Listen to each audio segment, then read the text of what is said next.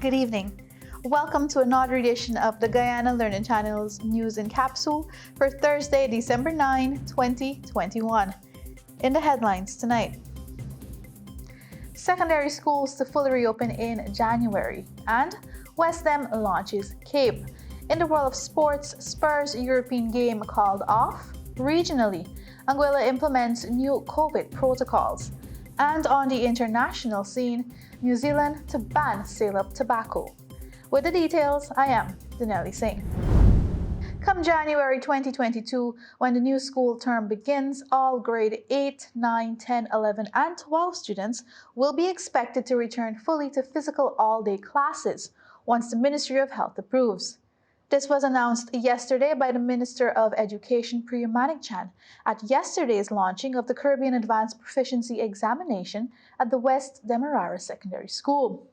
The Education Minister said that using the rotation, shift, and blended learning methods are not producing encouraging results, and that a continuation of these practices will not properly prepare children for examinations and movement to the next level.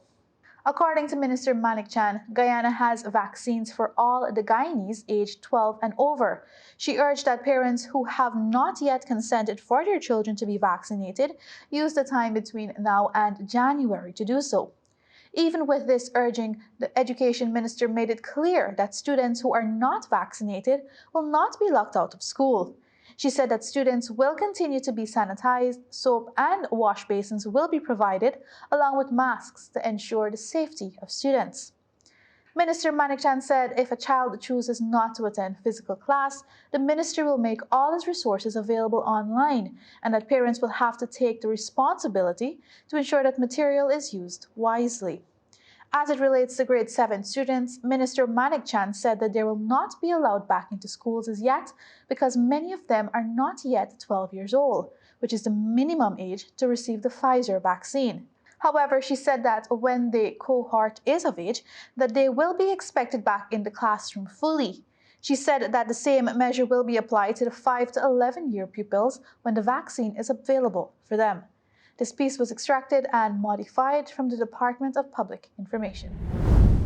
Students of the West Demerara Secondary will now be able to benefit from the Caribbean Advanced Proficiency Examination CAPE program. The Education Minister said during her remarks at yesterday's launch of CAPE at the West Dem Secondary that it is important that the program was brought closer to students in the region who are desirous of pursuing it. She said that previously, the only alternative to pursue CAPE was for students to travel long distance to attend one of the schools in Georgetown currently offering CAPE. This, she said, puts a lot of strain on some families as it relates to transportation and other associated costs. 12 students have registered to pursue CAPE at the West Demerara Secondary School. Minister Manichan told the students yesterday that they have made a bold step. However, she said the support of the government and the Ministry of Education will not end there, but that scholarships will be available through the government's 20,000 scholarship program so that they can pursue higher academic programs. She urged the students to perform with excellence and vindicate the decision to have CAPE offered at the school. She said that the ministry will be following their progress and offer the necessary support. This piece was extracted from the Department of Public Information. And now in the world of sports. Tottenham's Europa Conference League match against Rennes on Thursday is off after 8 players and 5 members of staff tested positive for COVID-19 at the London club. UEFA said on Thursday it will look at the issues that led to Tottenham stating that the game will not take place. European football's governing body must determine the fitness of Tottenham's squad plus the extent of the health guidance offered before making a ruling. UEFA's rule states that if clubs have 13 fit players on their A list, including a goalkeeper, they must play. Speaking earlier on Wednesday, Spurs manager Antonio Conte said, "Now for sure, we are a bit scared because tomorrow we don't know what happens." UEFA could order the game to be rearranged, although with a December 31 deadline for the group stage to be finished, finding an alternative date will not be easy. This piece was extracted from the BBC Sport.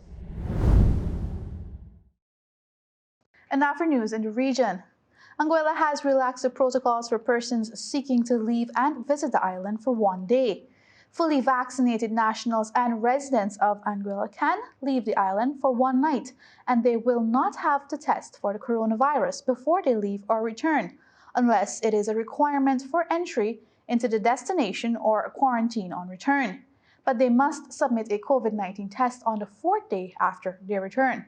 Travelers from Anguilla must show they have been approved for entry into their destination before they will receive a day pass certificate. Persons with a day pass certificate will be required to follow the COVID-19 protocols while overseas. Visitors must show proof that they are fully vaccinated against COVID-19 with an approved vaccine and a negative test that was taken no more than 2 days before travel to Anguilla. The list of approved vaccines are Oxford AstraZeneca, Johnson & Johnson or Janssen, Moderna, Spikevax, Sinopharm, Sinovac Coronavac, and Covaxin. On arrival in Anguilla, visitors will be provided with a day trip wristband that can only be removed by local authorities. This piece was extracted from The Loop News Caribbean. And on the international scene, New Zealand will ban the sale of tobacco to its next generation in a bid to eventually phase out smoking.